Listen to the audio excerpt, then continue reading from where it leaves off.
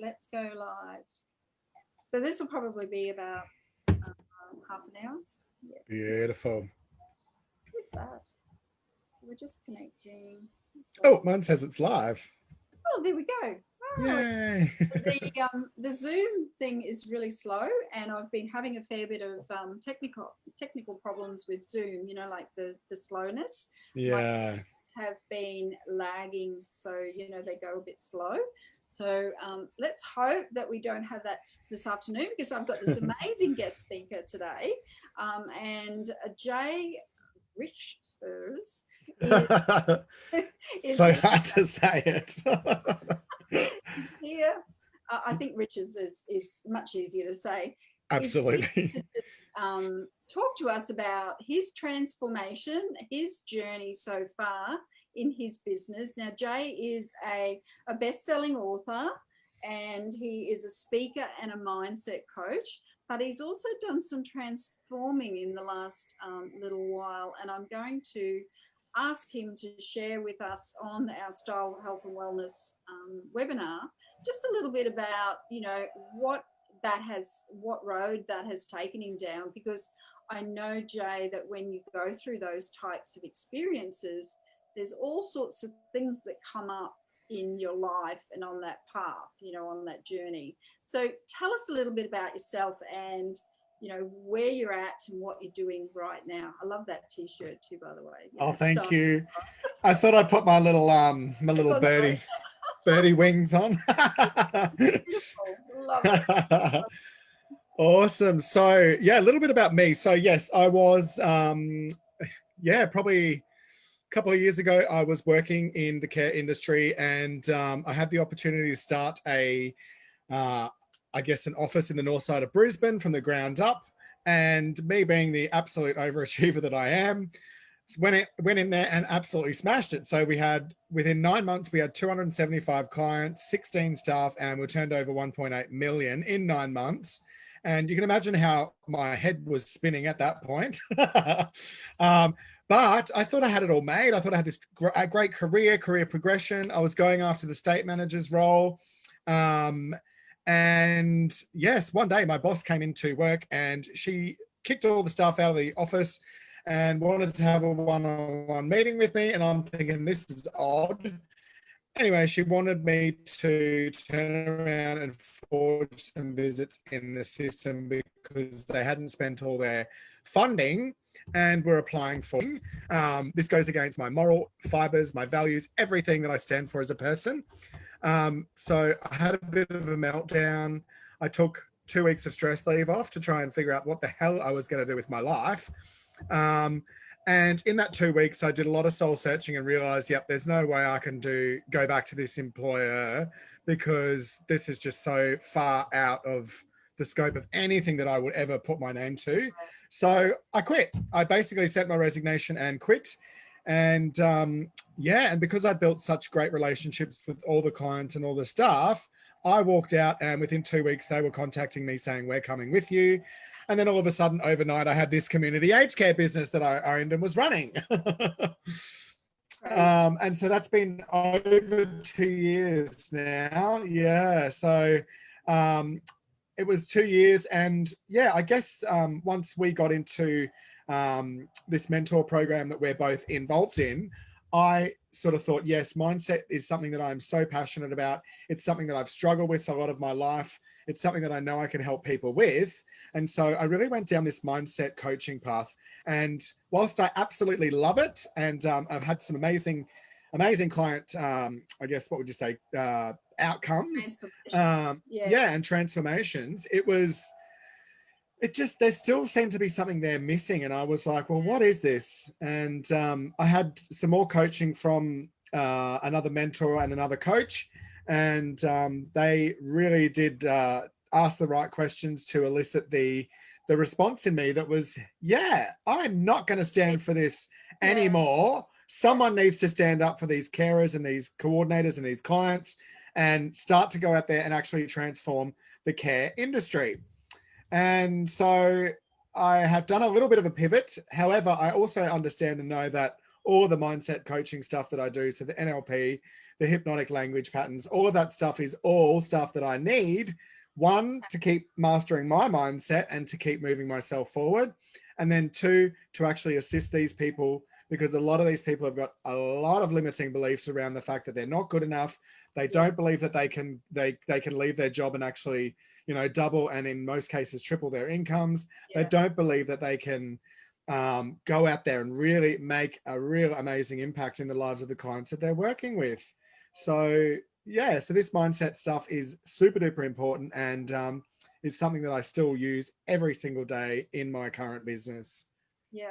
So if, correct me if I'm wrong, but you've kind of, you've not gone on a different path. You've pretty much melded the two together, because, you know, business is 80% mindset.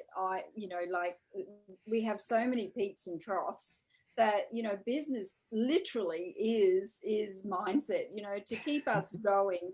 And, you know, those limiting beliefs, those patterns that we are in as human beings, you know, we need all of that support and encouragement. So I love that you're helping the carers. As you know, I'm a carer for my 40-year-old daughter, and I love that you're being that support for that network of people, because I still see so many gaps. You know, I've been in the system for 40 odd years, and I still see so many gaps. You know, there's this hierarchy still, you know, and it needs to be more level. Like, it really needs to be more level. So well done, Jay. I really applaud you. I love that you've embraced, you know, the two aspects of the things that you love, and have truly found your purpose. It's just amazing. And you can see it when you're speaking about it. You're just so passionate. So amen to you.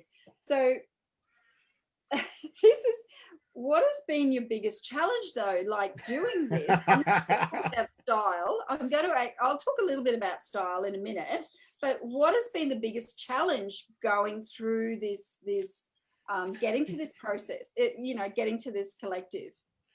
Sure. So let's just talk about exactly what happened to me today, because oh, did you? Yes, the one where I was in the shops. Yeah, I watched the You know what? I'm just such an open book these days, and all thanks to Michelle Ann showing me these stories and stuff. I'm just like obsessed with it. But yeah, what sort of happened was I was involved in, you know, 5 of these amazing groups on Facebook, and, you know, they've got huge numbers of people, like 6,500 support workers and carers. Anyway, so I did an introduction post today, and it was a beautifully written post. I thought, I really, really thought it was cool. It was the story that I just told you guys like moments ago. And I put all of that information in there. I put my heart and soul into it. And I said, you know, like, I am all about supporting those that are out there supporting others, because ultimately they don't actually have a lot of support out there. You know, we don't. Those people that are carers just sort of get up, go to work, do their jobs, or the people that are at home caring for people, they don't really have that great of a support network. So I put my heart and soul into this post, and it went bunter. It went absolutely crazy. There was 130 comments within about 3 or 4 hours, and I was in there replying to all of them, even whilst I was at hospital after this person had had this heart attack today. So I was under the pump all day. Anyway, this one person decided that they believed that I was fishing for clients for my multi-level marketing. like today too. I have no idea. I'm just gonna. Can you guys still hear me? Yes, we can. Yep. Okay, you can hear me, but I can't hear you. Sorry, I've just got a bit of a tech issue. That's better. That's better. It's working. I think it was the plug wasn't in enough. Yeah. So I put all this stuff in there. There was all these amazing comments. Everyone was so beautiful. And then this one woman was just absolutely nasty and was like, you know, I've worked in marketing. I can tell what you're doing. You're, you know, you're literally not in this group to support people. You're just trying to build a team of people, blah, blah, blah, blah, blah. And I very eloquently and politely replied back to her saying, you know, you've got it completely wrong. I'm actually in this group because I enjoy supporting the support workers. I don't need more team members. I don't need more clients. This is not what this post is about. Yep. Anyway, so then then I obviously had, responded back to her. And then next thing, my post was pulled down. And it's not the first time that that's happened in this particular group. So I went straight to the CEO and said, look, what's going on here? Why are my posts getting pulled down all the time? I'm here to support these people. You've advised me that your group is there to support the people that are supporting. Yeah. That's what I'm doing. So why do I keep getting penalized for this? Anyway, no response. So I decided to go live in their group. So I decided to go live in the group. So I chucked on the video camera and went live. And yes, they were not happy about that at all. My live got shut off halfway through the live. And then I was booted quickly and swiftly out of that group. However, the saddest part was, and the part where I was like, I'm going home to cry, was that the other 4 groups that I'm involved in were all owned by the same administrators. So I've been booted out of all 5 groups for 1 post. So over 20,000 people in Australia are now going to miss out on the opportunities. Yeah. Unless I can figure out another way to strategize this and get into those groups again and support these people. But and you know what? This is the thing in this industry. There are so many, and I hope I don't get in trouble for swearing, but there are so many horrible bitches and bastards in these industries, right? That are just so full of their own self-importance. They want to just tall poppy syndrome. They just want to rip you down and peg you down because they see that you're successful and confident. And it so saddens me because these are the people that are out there caring for our older Australians or our disabled, and they don't have a heart. They don't have a heart. They're heartless. They're in there for this. That's what they're in there for. And I've seen that. Like I've seen that for 30. And I can become quite cynical around those people now. But I know now why. And after you've just said that, I know why I'm so cynical. They don't know how to care. They're just crunching numbers. That's all they're doing. Number crunch. Yeah. So that's a challenge, Jay. How to get your message out there to 20,000 people that, possibly, are not seeing you. But what are your greatest achievements? Like, there must be some really amazing achievements in that journey as well. So, absolutely. What are they? So we'll focus on those. So personal ones, or I guess they're all personal. They're all personal to me. They're all part of profoundly how you have got to where you've got to. My daughter's just come home. Thanks, Dom. And she works in the disability industry as well. Funny that. But it is so interesting that it's part of who you are. You're a caring person, like you've got that heart. And so I guess just what is that achievement in that whole journey? What is one of your greatest? Yeah, I suppose for me, the greatest achievements are when I see the success and the outcomes for the clients that I'm working with. For instance, one of the gentlemen that I've been working with for a number of years has had a stroke, and he was an amazing artist and art teacher.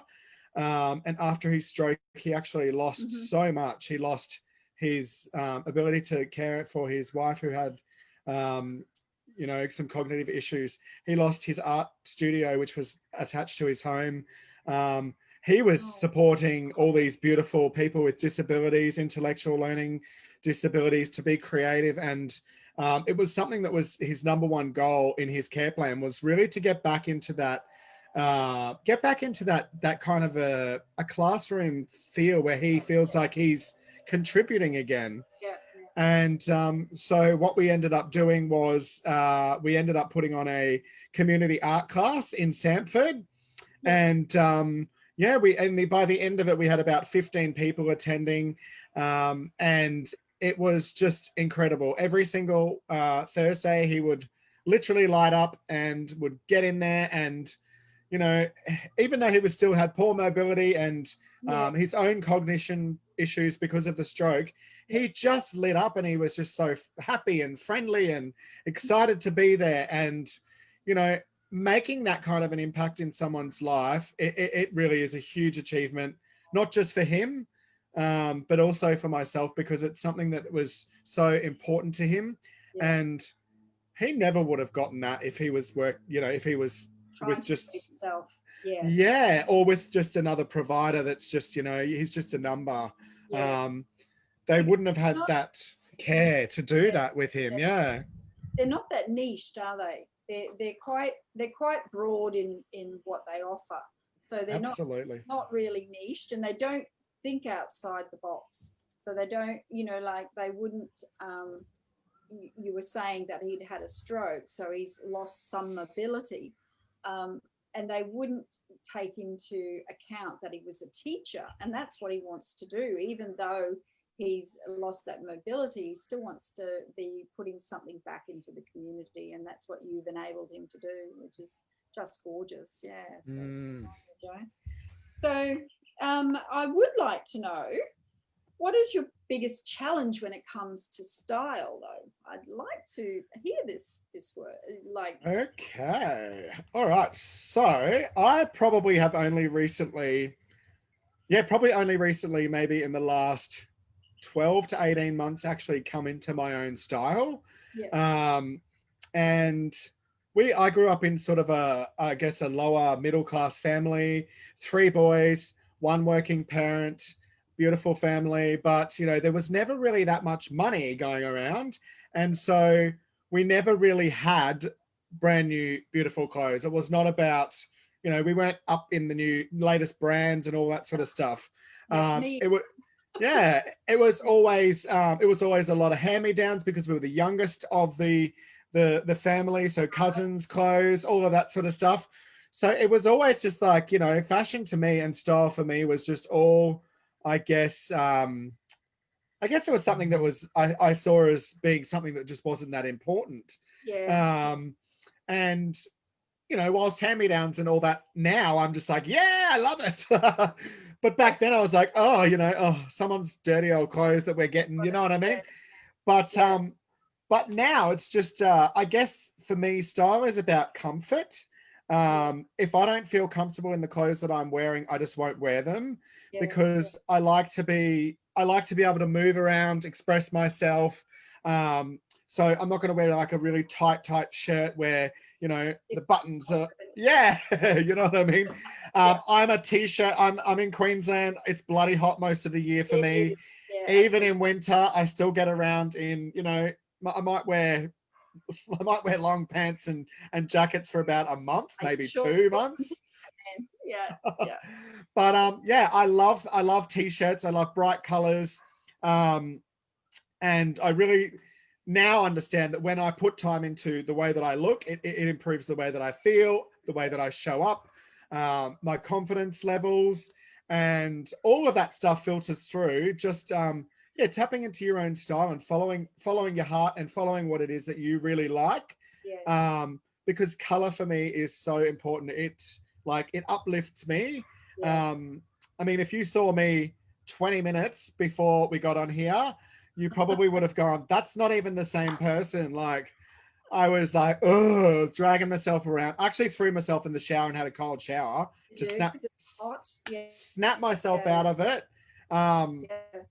the day's just been, one thing after another. And I went, right, wash all this garbage off, put on a nice bright t-shirt and show up. And it makes you feel good.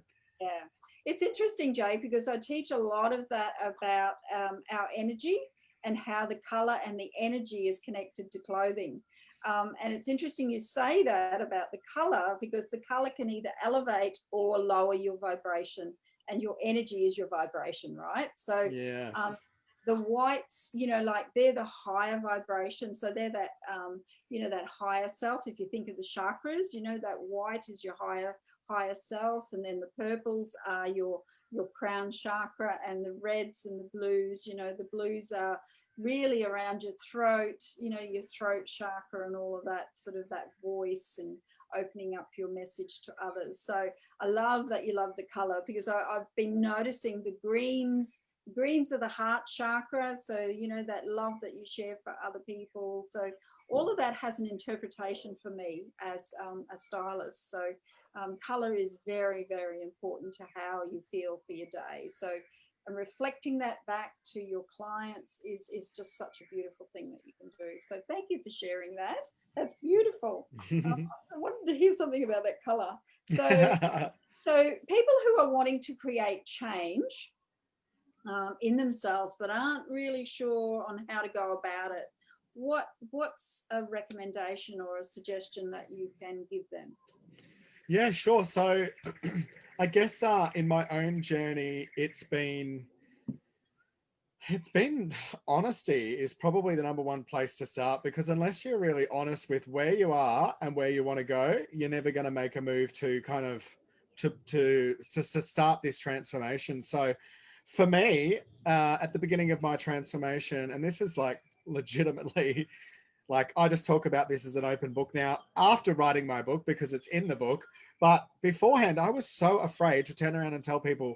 I used to be an absolute chain smoker. I used to smoke bongs all day. I used to be popping pills and doing speed on the weekends. Like I was literally into all of it, right? All of it. You're a And party boy. absolutely, I was a party boy. But you know what? My partying for me was all about escaping how I truly actually felt. Yeah. And so it wasn't until I became really clear and honest with myself about, hang on, why am I doing this? Yeah. What is this actually, what is this about? Because it wasn't until I did that that I actually could start the process to change it. And it involved some massive changes. So it involved losing 20-year friendships because they were still doing the things that I just no longer wanted to do anymore. It involved me it involved me really getting into a space of just totally being honest with myself and owning everything. And writing the book for me was a huge healing process because I got it out of myself. Yeah. Right. And you don't have to write a book to change your life. You could journal and start journaling how you're actually feeling inside, and being as honest as you possibly can in that journal helps you to release a lot of that stuff out. And that is, I believe, that the beginning place to change and transformation is just, yeah, totally owning where you are now and going, yep, you know what? Warts and all, I accept where I am at this point and I'm ready to let it go and I'm ready to change. It's that Yeah. awareness, right? It's that awareness of the person you are. Like, I guess, you know, if you no longer want to stay that particular person, then you find the tools to make those changes, you know. And like you said, you did that. For me, it was understanding my my patterns. And you know, once I've started to learn to discover why I react the way I do, then I can have an awareness when I'm doing it and understand that that's not the path that I want to go on any longer. Yeah, so make that little shift, you know. So yeah, thanks for sharing. Um, and lastly, this is the last question, Jay. Woo, Wow, we've flown through it. it's quick. So where do you see yourself in 5 years' time? Where do you see Jay? That is such an incredibly a charged question for me, because I've been looking into, I used to avoid the future at all costs. I used to go, yep, no, whatever happens, happens. And, you know, it's all preordained. It's all there in the future. And I just used to believe that life was going to unfold before my very eyes. And I never really would set goals into the future. Yeah. However, in the past 8 months, I guess, since we've been starting to work with mentors and coaches, I really have done some drilling down into this. I see myself in 5 years' time making a massive impact in this care industry in Australia. So that's one big part of it.